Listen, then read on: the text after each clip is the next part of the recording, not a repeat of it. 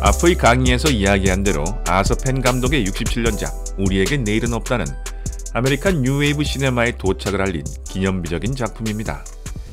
이 영화는 실제 범죄자였던 보니 파커와 클라이드 베로우의 이야기를 바탕으로 합니다. 젊은 커플이었던 보니와 클라이드는 은행과 소규모 상점을 털며 미국 남부에서 범죄 행각을 벌였는데요. 그들의 악명이 점점 커지면서 경찰이 추격을 시작하게 되었는데 이상하게도 대중들은 이들을 응원했다고 합니다.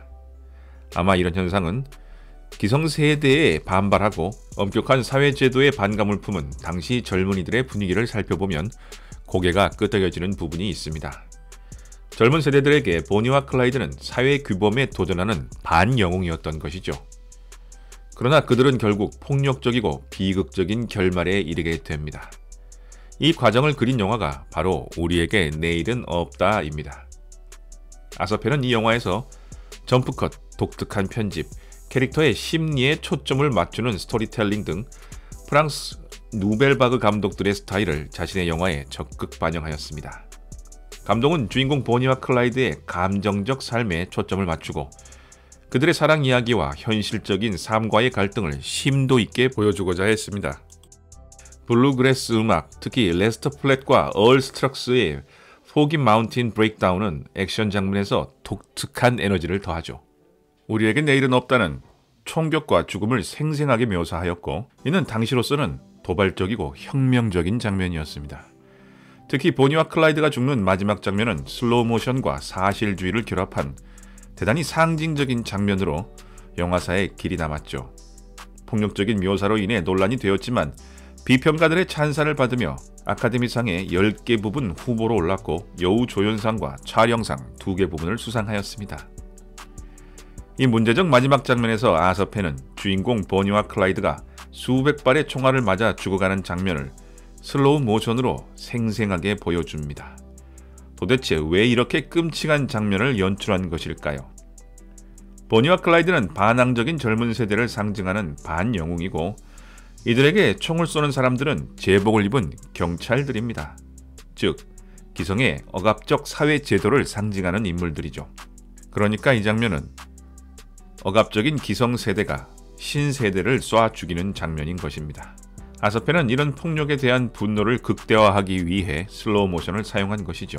감독은 이렇게 말하고 있는 듯합니다. 미국의 기성세대야, 정치권의 나쁜 놈들아 잘 봐. 이게 지금 너희들이 우리 젊은이들에게 저지르고 있는 끔찍한 폭력이야.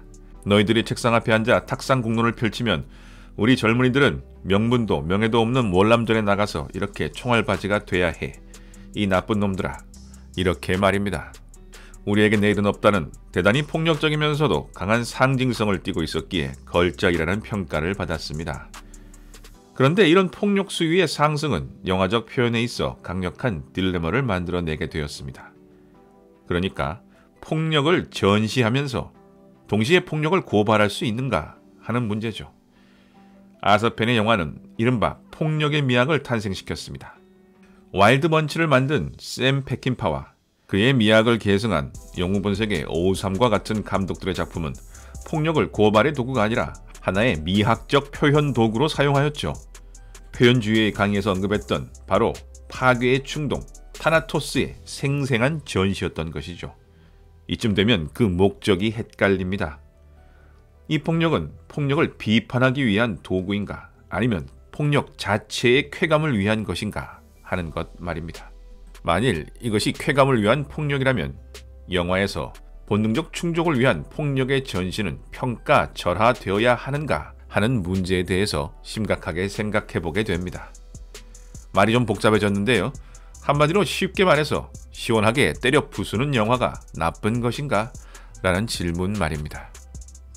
이런 폭력에 대한 딜레마는 전쟁 영화에서 가장 극명하게 드러납니다. 이것이 바로 전쟁 영화의 딜레마인데요. 월남전을 다룬 걸작 프란시스 포드 코플라의 지옥의 묵시록과 올리버 스톤의 플래톤은 영화적 깊이뿐 아니라 반전 영화로서도 좋은 평가를 받고 있습니다.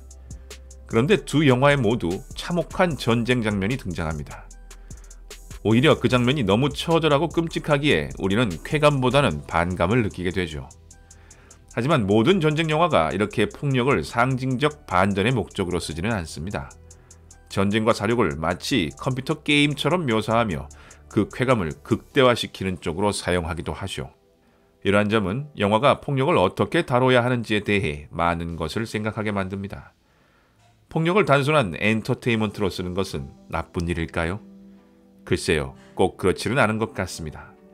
쿠엔틴 타란티노의 킬빌이나 존 윅 시리즈는 폭력의 쾌감을 오락적으로 극대화한 영화지만 결코 그 때문에 그 영화들이 열등한 영화라고 말할 수 없는 부분이 있습니다.